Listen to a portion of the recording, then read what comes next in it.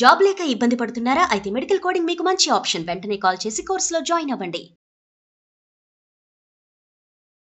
నమస్తే రమగారు. రమగారు, అన్నిటికీ కాలమే తీరుస్తుంది, కాలమే సమాధానం చెప్తుంది, కాలం కలిసి వస్తుంది. ఇలా రకరకాలుగా కాలాన్ని వాడేస్తూ ఉంటాం కదా. అసలు కాలానికి నిజంగా అంత మహిమ ఉంటుందంటారా? ఉంటుంది మరి. కాలమహిమ ఉంటుంది జయ. ఆ సమయాన్ని బట్టి, సమయం వల్ల చాలా డిఫరెన్స్ వచ్చేస్తుంది. ఇప్పుడు చచ్చేలా కొట్లాడుకున్నారు పొద్దున, సాయంకాలం చక్కగా వెన్నెలు వచ్చింది, భార్య భర్త ఏదైనా బయటికి వెళ్ళారు, ప్లెజెంట్గా ఉంది వాతావరణం. కాలమహిమ వల్ల వీళ్ళలో మార్పు రావచ్చు. అన్నదమ్ములు పోట్లాడుకున్నారు, సెపరేట్ అయిపోయారు, కొంతకాలం గడిచింది, వీళ్ళ పిల్లల పెళ్ళిళ్ళలో పేరెంటాలో ఏవో వచ్చినాయి, కాలం మారింది, వస్తుంది, డిఫరెన్స్ వచ్చేస్తుంది. కాలమహత్యం అలా ఉంటుంది. కొంతకాలం గడిచేసరికల్లా పాతబడిపోతాయి జయ, కొంతకాలం గడిచేసరికల్లా ఒక కొత్త మార్పు వస్తుంది. కాలం గడవటం చాలా ఇంపార్టెంట్. దేనికైనా సమయం కావాలి. కాలమే సమాధానం చెప్తుంది. కాలమే సమాధానం చెప్తుంది. కాలాలు మారతాయి. ఇవాళ ఉన్న పరిస్థితి రేపు ఉండదు. రోజులు మారేసరికల్లా అప్పుడప్పుడు డిటీరియేట్ అయిపోతుంది. ఎప్పుడైనా ఒకసారి నెగిటివ్గా అయ్యేందుకు అవకాశం ఉంది, కానీ పాజిటివ్గా అయ్యే అవకాశాలు ఎక్కువ. అవును. ఇప్పుడు ఒకరి మీద ఏదో కోపం ఉందనుకుందాం రమ్మగారు, ఇవాళ వచ్చినంత కోపం రేపు ఉండదు, ఎల్లుండి అస్సలు ఉండదు, అవతల ఎల్లుండి పోనీలే వదిలేద్దాం అన్న ఆలోచనకు వచ్చేస్తాం కదండి. ఎక్కువ భాగం ఎవరో కొంతమంది ఉంటారు, దాన్ని గోడ మీద రాసి పెట్టుకుని అదే చూసుకుంటూ దాన్నే చదువుకుంటూ ఉండే, మననం చేసుకుంటూ ఉంటారు. మననం చేసి మన చెప్పుకుని వాళ్ళకి వీళ్ళకి చెప్పుకుని ఇంకా ఇంకా ఇంకా వృద్ధి చేసుకుంటుంటారు. దేనికైనా సమయంతో చాలా తేడా వచ్చేస్తుంది. కాలాల్లో మార్పులు జరుగుతాయి. ఇప్పుడు ఒక వ్యక్తిని కోల్పోయాం చూడండి, నిదానంగా రేపటికి 2 అంటాం, అంతే కదా. మళ్ళీ మామూలే, ఇంకా అక్కడితో ఆగలేం కదా. ఆగదు కదా. ఇప్పుడు నువ్వు ఆగిపోయావు, కాలం ఆగదు కదా. అది కాలం ఆగదే.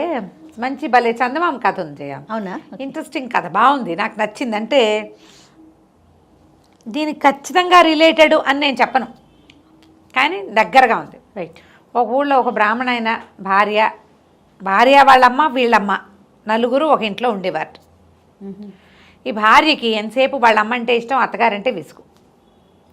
ఓ రోజు కొంతకాలం గడిచాక ఓ రోజు చెప్పిందట, ఏమైనా సరే ఇక మీ అమ్మ మనతో ఉంటానికి వీల్లేదు, మీ అమ్మ కనుక ఉందంటే నేను మా అమ్మని తీసుకుని లేచకపోతా అని చెప్పింది. సరే, భార్య అంటే ఇష్టం ఆయనకి. ఏం చేస్తాడు సరే అనుకుని ఏమన్నాడు, అమ్మ చెల్లాయికి ఏంటో బాగులేదుటే, వాళ్ళ ఇంట్లో ఏదో ఇబ్బందిగా ఉందిట, ఎవరినైనా అమ్మని తోడు పంపించు, ఎవరినైనా ఇచ్చి పంపించమంది, ఎవరో ఎందుకు, నువ్వు మధ్యాహ్నం అన్నం తినేసేయి, నేను నిన్ను తీసుకెళ్ళి దింపుతానన్నాడు. ఈ అమ్మ కొంచెం సాత్వికురాలు. కూతురు అండతోటి ఆ కూతురు కోడల తల్లి కొంచెం గైరుగా ఉండేది. ఇప్పుడు ఆడమగ ఉన్నారు, భర్త మగవాడి సపోర్ట్ ఉన్న వాళ్ళు ఒక రకంగా, ఆడవాళ్ళ సపోర్ట్ ఉన్న వాళ్ళు ఒక రకంగా ఉంటారు. ఆయన బయటికి వెళ్ళిపోతాడు, 3 ఆడవాళ్ళు ఇంట్లో ఉంటారు, వాళ్ళిద్దరూ ఓ జట్టు, తల్లి పిల్ల. అత్తగారి మీద పడతారు, ఈవిడ మెతకది. సరే, ఏమైంది, కొంచెం ఎండెక్కింది, మధ్యాహ్నం అన్నం తిన్నాక అమ్మని వెండబెట్టుకుని ఆవిడ చిన్న చేతి సంచిలో ఒక చీర జాకెట్ పెట్టుకుంది. అప్పట్లో ఏముంది, చిన్న మూటలు కట్టుకునేవాళ్ళు, అంతేగా. ఆ మూట సంకాన్ని పెట్టుకుని కొడుకుతో పాటు వెళ్ళింది. తర్వాత బాగా ముందుకు వెళ్ళాక అమ్మ కాళ్ళు వస్తున్నాయి, ఒక గంట పడుకుందాము, ఒక అరగంట పడుకుని చీకటి పడే వాళ్ళకి చెల్లా ఇంటికి చేరదాం అని చెప్పాడు. సరే, తల్లి ఏం చేసిన మూట ఎత్తి కింద పెట్టుకు పడుకుంది. కొడుకు పడుకోలే. తల్లి అక్కడ పడుకోగానే చల్లగా వెనక్కి నడిచి ఊరెళ్ళిపోయాడు. ఆవిడ ఎక్కువసార్లు వెళ్ళిన మనిషి కాదు పాపం, పెద్దగా దారులు తెలిసిన ఆవిడ కాదు. ఇప్పుడు పని పాటలు చేసుకునే వాళ్ళైతే ఆ దారిని అడవికి పోవటం, ఆ దారిని గొడ్డుగోదా తోలుకుపోవటం, వాళ్ళకి దారులు తెలుస్తాయి. ఇంట్లో ఉండే ముసలమ్మకి ఏం తెలుస్తాయి దారులు తెనులు. ఆవిడ కాస్త లేచి కూర్చుంది. చూస్తే కొడుకు లేడు, ఏదో కాస్త అలా బాతకెళ్ళి ఉంటాడు అనుకుని కూర్చుంది. రాలా, చీకటి పడిపోయింది, భయం వేసేసింది ఆవిడకి. ఎటు వెళ్ళాలో తెలీదు, ఏడ్చుకుంటూ కూర్చుంది. అయితే ఏంటంటే అది సాయంకాలం చీకటి పడుతూ ఉండగా కాలాలన్నీ తిరుగుతున్నాయట. వేసవికాలం, వర్షాకాలం, శీతాకాలం, ఈ 3 కాలాలు ఆ దారిని వెళ్తున్నాయి. మనిషి రూపంలో వెళ్తున్నాయి. అయితే ఎండాకాలం అందుట ఈ ముసలమ్మ ఎందుకో ఏడుస్తోంది, నేను కనుక్కుంటానని ముసలమ్మ దగ్గరికి వచ్చింది. అవ్వా, నేను ఎండాకాలాన్ని, నా కాలం అంటే నీకు ఇష్టమైనా అందుట. ఎందుకు ఇష్టం కాదు నాయనా, ఎంతో ఇష్టం. ఎండాకాలం వస్తే ఎంచక్కా మామిడి పళ్ళు వస్తాయి, ఎంచక్కా మల్లెపూలు వస్తాయి, ఒడియాలు పెట్టుకోవచ్చు, ఆవకాయ పెట్టుకోవచ్చు, హాయిగా పొద్దంతా నిల్చుంటుంది, రోజంతా పని చేసుకోవచ్చు, పనిపాటల రోజులు నాయన. ఎండాకాలం అంటే వేసంకాలం అంతా మంచి కాలం ఇంకోటి ఉంది అసలు, నువ్వు ఎంతో మంచివాడివి బాగుంది అన్నది. అనేసరికి వేసంకాలానికి సంతోషం వేసి, అబ్బో ఎంత బాగా మెచ్చుకుంటుంది ముసలిమామ, సంతోషించాడు, వెళ్ళిపోయి. ఇప్పుడు వర్షాకాలం వచ్చింది. అవ్వ ఎక్కడికి వెళ్తున్నావు, ఎందుకు ఏడుస్తున్నావు అని కనుక్కొని, నా పేరు వర్షాకాలం, నా కాలం అంటే నీకు ఇష్టమేనా అంది. ఎందుకు కాదు నాయన, వర్షాకాలం వస్తే హాయిగా ఉంటుంది, చక్కగా చినుకు పడుతుంటే భూమి మీద నుంచి వాసన బాగా వస్తుంది, పంటలు బాగా పండుతాయి, మొక్కలు ఎంత బాగుంటాయో వర్షాకాలం, మహా బాగుంటుంది వర్షాకాలం అంతా. తర్వాత నువ్వు నీళ్ళు వర్షాకాలం లేకపోతే మాకు నీళ్ళు ఎక్కడమే, నీళ్ళతోటే కదా మనుషులు బతికేది, నీళ్ళతోటే మనుషులు బతుకుతారు, నువ్వు లేకపోతే మాకు నీరెక్కడిది నాయనా. కాబట్టి నువ్వంటే నాకు ఎంతో ఇష్టం, వర్షాకాలం ఎంత హాయిగా ఉంటుందో అన్నదానంగానే వర్షాకాలాన్ని కూడా సంతోషం వేసేసింది, వెళ్ళిపోయాడు. ఇప్పుడు శీతాకాలం వచ్చేట్టు. ఈ శీతాకాలం అవ్వని మాట్లాడిచ్చింది, ఏంటి అని కనుక్కుంది. నేను శీతాకాలాన్ని, నేనంటే నీకు ఇష్టం లేదా? ఎందుకు ఇష్టం లేదు నాయన, శీతాకాలం ఎంత బాగుంటుందో, లేత ఎండ, నీరెండ హాయిగా ఉంటుంది. పైగా శీతాకాలం రాత్రిళ్ళు ఎంతసేపు పడుకుని, రాత్రిళ్ళు పెద్దవి, ఎంతసేపు అయినా పడుకోవచ్చు, ఎక్కువసేపు నిద్రపోవచ్చు, చక్కగా నెగ్గళ్ళు వేసుకోవచ్చు, పంటలు చేతికి అందుతాయి శీతాకాలంలో. ఎండాకాలంలో మొదలైన పంట శీతాకాలంలో చేతికి అందుతుంది, పంటలన్నీ ఇంటికి వస్తాయి, పండగలు వస్తాయి, పెద్దవాళ్ళకి పెట్టుకుంటాం. శీతాకాలం అంత హాయి అయిన కాలం ఇంకోటి ఉంది, నువ్వెంతో మంచివాడవు నాయన అనగానే 3 కాలాలు ఓసారి వచ్చేసాయి. ముగ్గురు వచ్చారు. వచ్చి మేము ముగ్గురము అంటే నీకు ఇష్టమా అంటే మాకు ఇష్టమే, ఏ కాలమైనా నాకు ఇష్టమైనది అనగానే ఏమన్నారు, నువ్వు అటు తిరిగావు, అటు కాదు ఇటు తిరుగు, మీ ఇంటికి వెళ్ళిపోవచ్చు, నడుచుకుంటూ వెళ్ళిపో, ఇక నువ్వు నవ్వితే నవరత్నాలు రాలుతాయి, మాట్లాడితే ముత్యాలు రాలుతాయి, నువ్వు ఇంత మంచి మాటలు చెప్పావు కాబట్టి మాట్లాడంగానే ముత్యాలు పడిపోతాయి నోట్లో ఇంచి, నవ్వితే నవరత్నాలు రాలిపోతాయి, వరం ఇస్తున్నావు, ఇంటికి వెళ్ళిపోమన్నారు. రెండో వైపుకి తిప్పారు కదా, వెనక్కి మళ్ళీ నడుచుకుంటూ పోయింది. తెల్లవారుజాముకి ఇల్లు చేరిపోయింది. ఆవిడ ఒక్కతే వెళ్ళాలి కదా. తెల్లారి 4:30 కల్లా మెలకు వచ్చిన బామ్మడు, ఆయన సంధ్యావందనం చేసుకోవడం లేస్తట్టుగా బ్రాహ్మీ ముహూర్తంలో తలుపు తీసారు కల్లా వాకిట కూర్చున్నది అమ్మ. ఏమేమో మా అమ్మ వచ్చేసిందే అని కేకేశాడు. బయటకు వచ్చింది కోడలు. ఏమిటంటే ఎందుకు వచ్చారు అంటే, నేనేం చేయను, నాకు భయం వేసింది, అక్కడ ఎవరు లేరు అనగా ఆవిడ నోట్లోంచి ఏమిటో పడిపోతున్నాయి. ఏం పడిపోతున్నాయని దీపం పెట్టి చూస్తే అన్నీ ముత్యాలు కనపడుతున్నాయి. ఇదేమిటి, ఎక్కడి నుంచి ముత్యాలు రాలుతున్నాయి?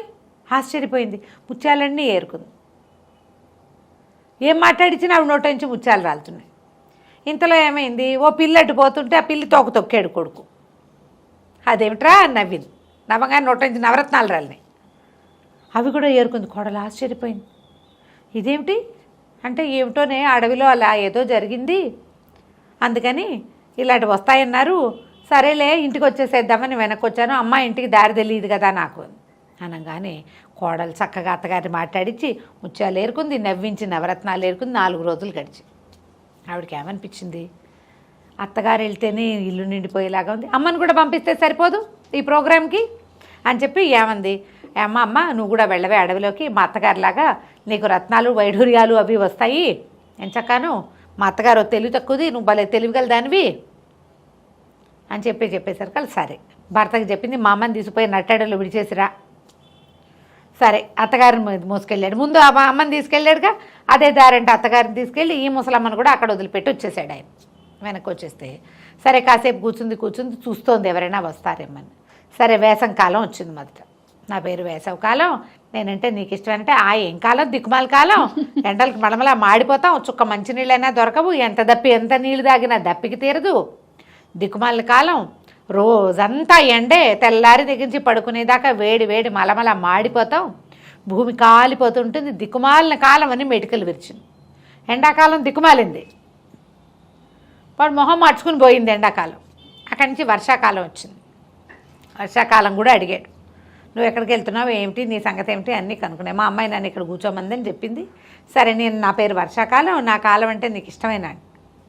ఏం కాలం, దిక్కుమాల వర్షాకాలం, పొద్దున్న దగ్గర నుంచి రాత్రి దాకా, పొద్దున్నే వచ్చిన వాన పొద్దుకి వచ్చిన చుట్టం పోరట్టు, వానలు పొద్దున్నే వస్తాయి, రోజంతా వర్షము, ముసుర్లు, ఒక కూర దొరకదు, ఓ నార దొరకదు, బురద, మట్టి, మశానం, కంపు, బట్టలు ఆరవు, గుడ్డలైన ఆరవు కదా, అంతేగా, బట్టలు ఆరవు, ఒక కూర ఆరదు, ఏది ఆరదు. బియ్యం ఆవిడకి ఏంటంటే రాత్రిపూట పిండి తినాలి ముసలమ్మ. బియ్యం ఆరబోసుకుంటే బియ్యం ఆరనివ్వవు, 5 రోజులైనా ముఖవాసన కొడతాయి, ఊరంతా కంపు అని తిట్టింది. వర్షాకాలం నిర్గాంతిపోయింది, అదేమిటి ఇలా చెప్తుంది అని వెళ్ళిపోయింది. ఈసారి శీతాకాలం వచ్చింది.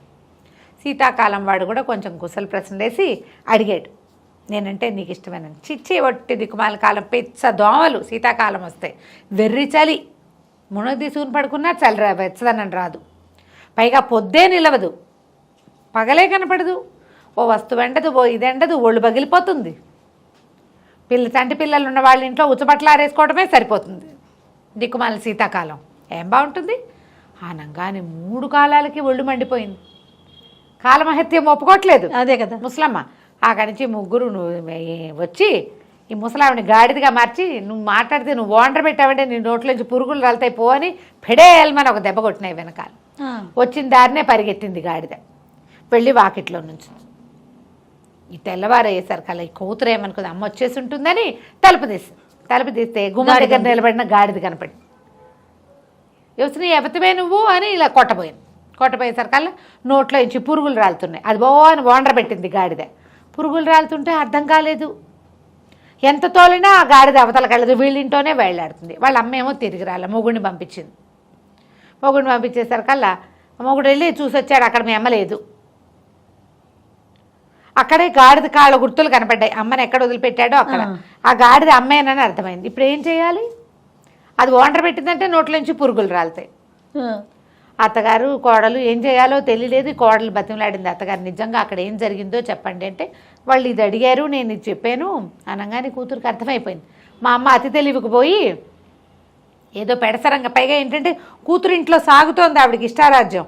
ఏం మాట్లాడినా అల్లుడు నోరు మూసుకూరుకుంటాడు, అల్లుడు అమ్మగారు అసలు నోరు తెరవదు, ముందే మెతకది. ఇప్పుడు పెత్తనం ఎక్కువగా ఉంది కదా, దాంతో ఏదో ర్యాష్గా మాట్లాడింది, ఇట్లా వచ్చిందని ఇంకేం చేస్తుంది.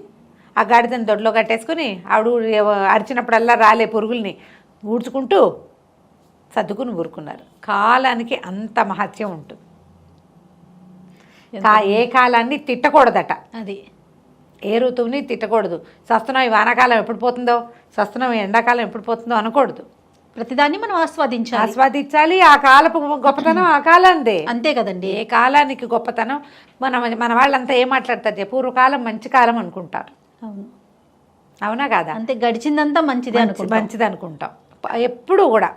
కానీ పోయింది పొల్లు అనుకోం ఈ విషయంలో. అవును రమ్మగారు కదా, మనం ఇంకా భవిష్యత్తు మీద ఆశతోటి ఉండాలి. వచ్చే కాలం మంచి కాలం, ఈ కాలము మంచిదే, వచ్చే కాలము మరీ మంచిది అనుకోవాలి. అనుకుంటే బాగుంటుంది. కథ చూడు ఎంత ముచ్చటగా ఉందో, చాలా బాగుందండి, అద్భుతం. నమస్తే రమ్మగారు. నమస్తే.